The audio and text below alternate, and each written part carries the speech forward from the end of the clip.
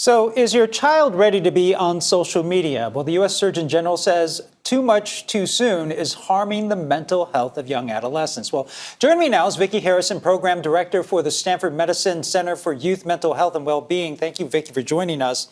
So, what are some of the concerns of children using social media too early? Yeah, thanks for covering this topic. I think that we're seeing young people get phones and access to social media earlier and earlier, and it really isn't a space that was designed with the best interests of young people in mind.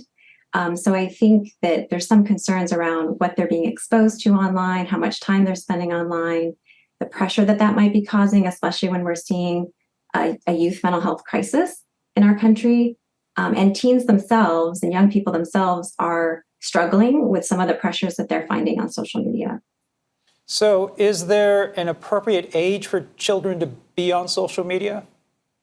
Yeah, I wish there was a magic number. It really depends on the child, their unique experience, what they're capable of, what they are comfortable with, what they're doing on social media. So, we talk about social media in this very, very general term, but really there's so many different things you can be doing. You can be using it to find the news, you can be learning a skill, you can be doing something creative, or you can be more passively scrolling. And I think that's when we start to see that the social comparison becomes a challenge when you're just looking at other people's lives and kind of comparing it to yourself. So it really depends on what you're doing. But I have seen older adolescents, they tend to have more critical thinking skills and the ability to really kind of separate misinformation from fact. They're able to resist some of the advertising pressures that they're encountering. So I do encourage parents to wait as long as they can to introduce this, or to introduce it in a way where they're really involved in supporting their young people as they're accessing media.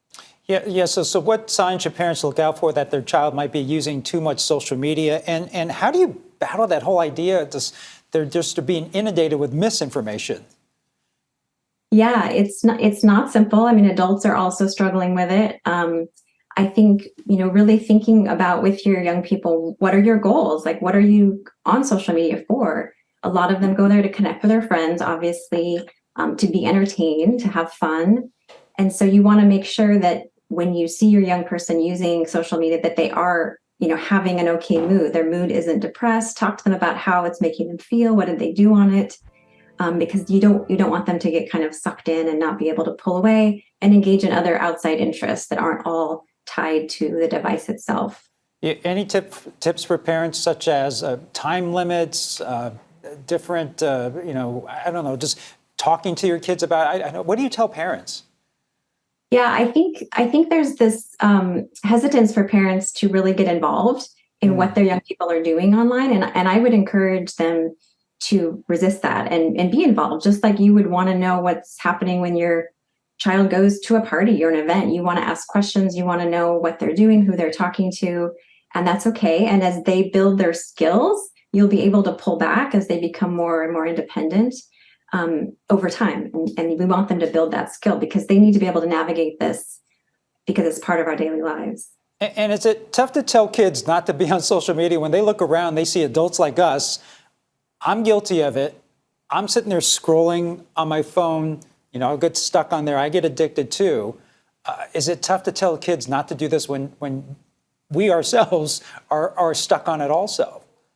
Yeah, it is. And it's become so ingrained in youth culture and in our culture overall that it really is hard to just sort of take it away because they are, engaging with their friends and they're learning social skills. So there's definitely benefits to it. So it's not about just like being off of it completely. It's more about how do you use it well. And, you should still have a balance in your life, just like your diet is balanced. This is part of your diet. I don't think you need to have your phone in your room at night. We don't want it to interfere with sleep. You don't need to be on it when you're trying to sleep. So there are ways that you can put limits that will still support being connected.